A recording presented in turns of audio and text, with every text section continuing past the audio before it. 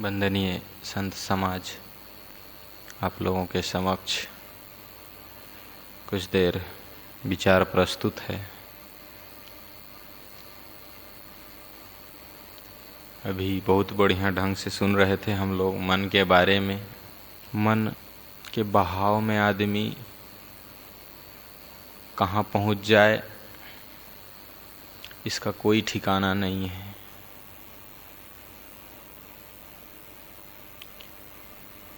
कबीर साहब कितना अच्छा ढंग से कहते हैं, मन समुद्र है और इच्छाएं उसकी तरंग है, और अविवेकी लोग इसके सागर में डूब जाते हैं, अज्ञानी लोग इसमें बह जाते हैं। और इससे वही बचता है जिसके पास विवेक है, विचार है, समझने की सोचने की शक्ति है और जो उनका उपयोग करता है। हम क्या करते हैं इस मन के लिए? यहाँ आए कई साल बीत गए, क्या किए अपने लिए हम?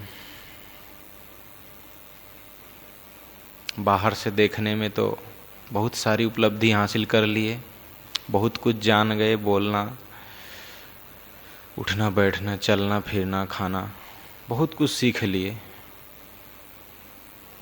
लेकिन जो खास परिवर्तन है हमारे मन का, संसार का आकर्षण, संसार को पाने की चाहना, आज की तारीख में वो हमारे मन में कितनी है, इसको तो बाहर वाला कोई नहीं जान सकता है। इसका निर्णय केवल हम कर सकते हैं। लेकिन हम इस पर बहुत कम विचार कर पाते हैं। बस जिंदगी जी रहे हैं, जिंदगी कट रही है, आश्रम के सारे नियम पालन हो रहे हैं, जितनी ड्यूटी मिलती है उसको पूरा कर रहे हैं। बस इसी में अपने आप को पूर्ण समझ लिए। वो तो बाहरी व्यवहार के लिए ठीक है, लेकिन जो हमारे मन की चाहना है वो खास है। वो कुछ कम हुई कि नहीं? कल जो पाने की इच्छा थी, आज की सार्थकता है कि वो इच्छा कुछ कम हो जाए आज। ऐसा नहीं कि खत्म हो जाए एक बैग, लेकिन कुछ माइनस होना चाहिए। चाहे खाने में हो, चाहे पहनने में हो, चाहे देखने में हो, या किसी को कहने में हो या सुनने में, कुछ भी हो। कल हम जिसको जितना कहते थे आज कुछ कम हुआ है कि नहीं? हम लोगों को सुधारने के चक्कर में ज्यादा पड़ जाते हैं।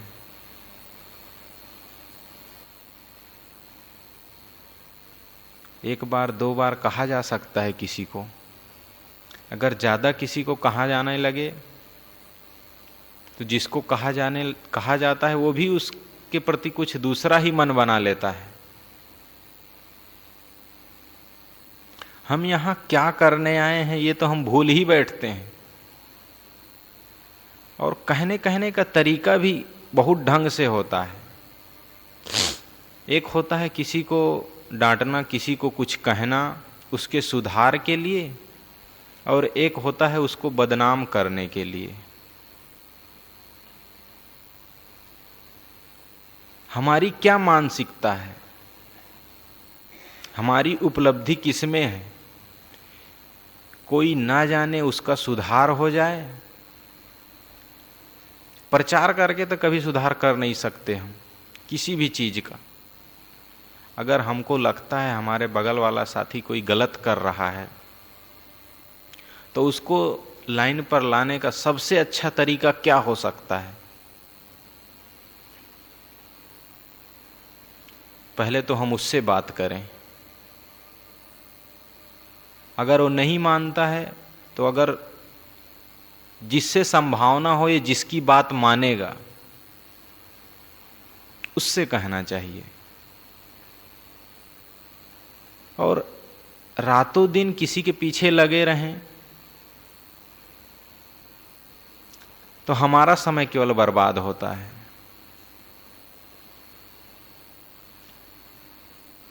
और वो क्या करता है क्या नहीं करता है वो तो अपना जानेगा, लेकिन हम अपनी साधना बर्बाद कर बैठते हैं। हम जो इतना साल से यहाँ कमा रहे हैं, जो बटोर रहे हैं, अपना मन शांत कर रहे हैं, वो उसमें चंचल हो जाता है।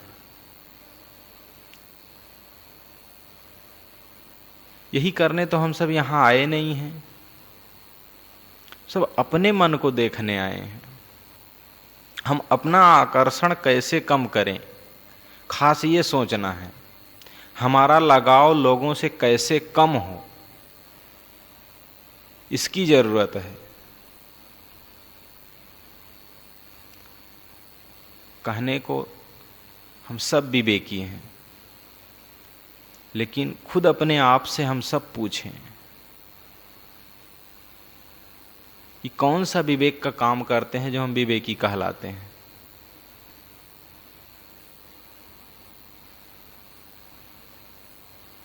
इस मन से, इन इच्छाओं से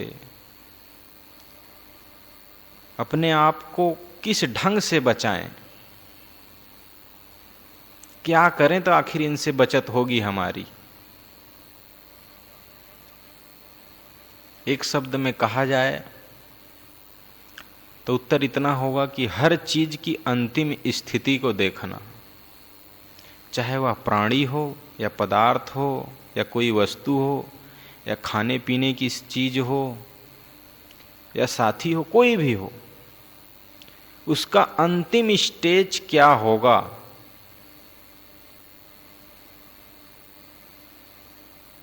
अगर ये हमारे मन में याद रहे,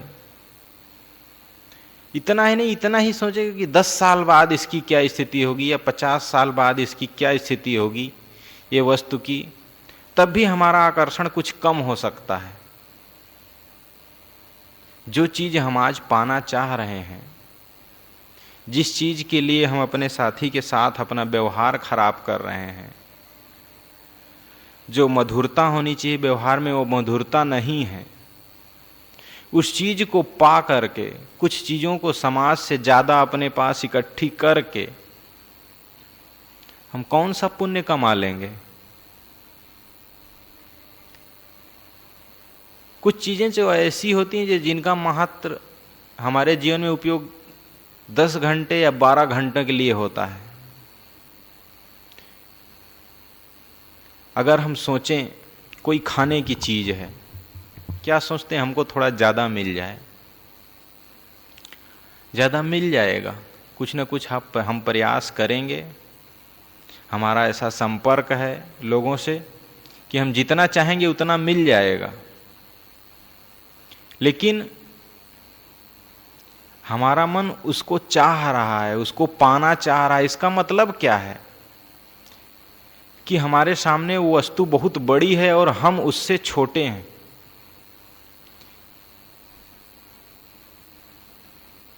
और हमारे जीवन में उसका क्या उपयोग है, कितना घंटे उसका संपर्क है, कितना भी अच्छी से अच्छी चीज खा लें, लेकिन क्या होना है, सबको शौचालय में जाना है, सब टट्टी बनना है।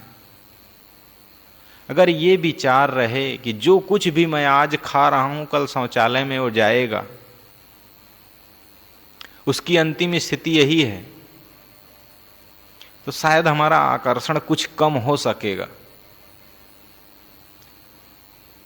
100% तो नहीं हो सकता, लेकिन अगर जो आज ललक है, जो चीज खाने की पीने की, अगर ये खाते समय या पाते समय ये मन में रहे कि इसको शौचालय में कल मुझे डालना पड़ेगा, मैं अपने पेट में नहीं रख सकता इसको हमेशा, तो हमको उस चीज़ को छोड़ने में कुछ आसानी होगी। ऐसे ही हर बात के लिए है। कोई कपड़ा है, अच्छा कपड़ा है, कितना साल हमारे साथ रहेगा, कितने महीना रहेगा, बहुत रहेगा तो 1 साल, 1 साल बाद कहाँ कहीं कोई उससे पोंछा लगा रहा होगा, या तो वो प्रीतम नगर के कबाड़ खाने में पड़ा होगा। अब उस कबाड़ खाने में पड़े हुए कपड़े का महत्व हमारे जीवन से कितना है, उसके पहले कितनों हम ऐसा कपड़ा पहन चुके हैं, वहाँ जा चुका है, आज वो कबाड़ खाने में पड़ा है। जिस प्रकार उसका कोई महत्व नहीं, उसी प्रकार जो अभी सामने है, जिसके लिए हम प्रयासरत हैं, जो हमें चाहिए, उसका भी वही हाल होगा। स्वाभाविक चीजें हर आदमी को मिलती हैं। खाने के लिए कोई नहीं मरेगा यहाँ, पहनने के लिए भी ऐसा नहीं कोई नंगे रहेगा, लेकिन फिर भी मन की सोच, मन के सोचने का तरीका, मन की इच्छा, इसी से हमारा सब कुछ बिगड़ जाता है। और बिगड़ता इसीलिए है कि हम विवेक नहीं कर पाते हैं, विचार नहीं कर पाते हैं। यही विचार हमारे अंदर निरंतर हो कि जो चीज़ हमको चाहिए, जो चीज़ हम पाना चाहते हैं, उसका अंतिम स्टेज क्या है, अंतिम स्थिति क्या है, तब उन सब चीज़ों को छोड़ने में हमें बहुत कुछ सरलता होगी। तो बस इतना ही हम आज अपने मन में सोचें कि जो चीज़ों की हमारे जीवन में मांग है,